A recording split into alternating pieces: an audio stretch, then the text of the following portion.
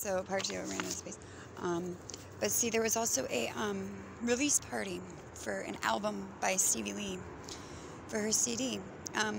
April 10th, 2019, that was the first day of my surgery where mine and Chris's children, whose multiples, were murdered in a hospital in the operating room in front of my eyes. And I was overdosed by the hospital with fentanyl. Now, clearly, you know, it makes pretty much sense that that's why they wouldn't have had a funeral. That's why they did all this stuff, because somebody was going to take over my identity completely. I've been blamed for somebody in their 40s who got arrested for trafficking and doing all this stuff. The day that they took my daughter from me at a hospital, which was Chris's ex-girlfriend's little sister, who took my daughter from me, and then I was locked in that room. They said I was in jail. I was actually in a part of the hospital that was under construction and was not open till September. This was in June and then again in July when I was raped on 4th of July for being a little native bit separated from state. Legitimate use of violence meant that somebody had hurt that person. That person did not use violence back. So like Quinn and I, there was no legitimate use of violence on a female or a child in my eyes. But apparently there was because we're native. This neo-Nazi cult, you know, that came up here, that's 2019. I have a lot of this stuff, saved pictures and screenshots of it on somebody else's phone since I clearly have to tell people. Now, I have been kept away. Now, Chris was told, one of the Chris's was told that he could not be around me because Betsy Peasley said so. Now, the Peasley's families were, I believe they were convicted of murdering people that were registered as child sex offenders. Now, Chris was never convicted of this. But the reason why I spoke about it was because that was why they had said that I could not have my children back in 2017. Now, I was never informed of this until 2019. Now, I didn't voluntarily do anything. I graduated from an intensive outpatient program in 2017. I am currently dying of, now it is spread through the meninges, my cancer. It is not viral or bacterial. I, again, though, was not given any pain medication because somebody is receiving a giant box of my medications.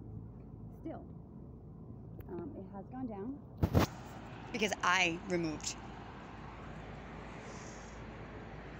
I drew this the other day. It's me, you know, because not even my parents care. I grew up with sets of families. They all still blame me. I don't even know what for.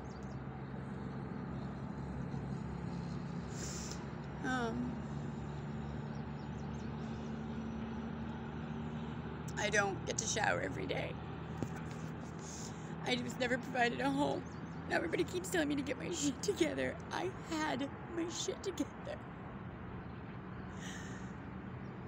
But they took it all away. They took everyone away from me.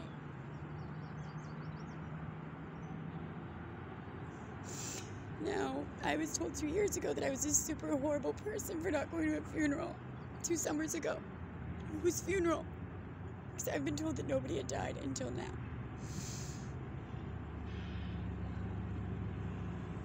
I'm the mother of triplets. I never had my other 2 children. They said that I abandoned them in Portland.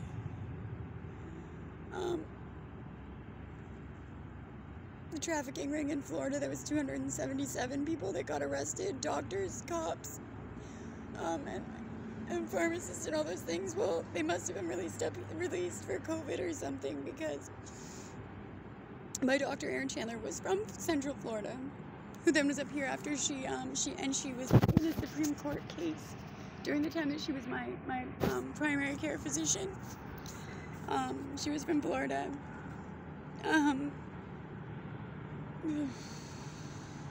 Her, and then I was given methylphenidate, and I was poisoned at the pharmacy again.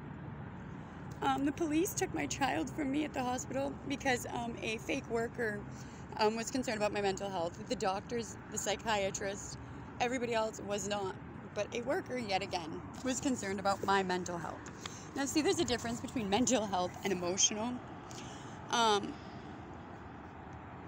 And you guys just keep pushing. How am I supposed to, everybody just keeps saying, like, well, I thought you'd try to get your kids. Try?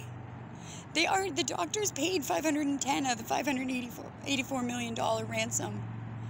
There's a threat saying that they're from the trafficking ring in Florida. Now, I don't know if you guys understand why I was doing this shit, but most people don't get illegally arrested, detained by fake cops to have medical devices implanted in them in a hospital because I was then property of county. And then not be released and have another person released. My identity was handed out by the Penobscot County Sheriff's Department with my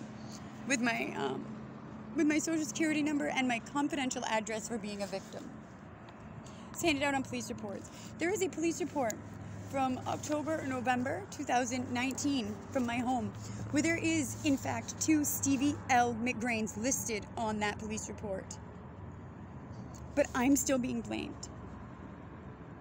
There's a male that was registered living at my parents' old house in Winnipore using my name.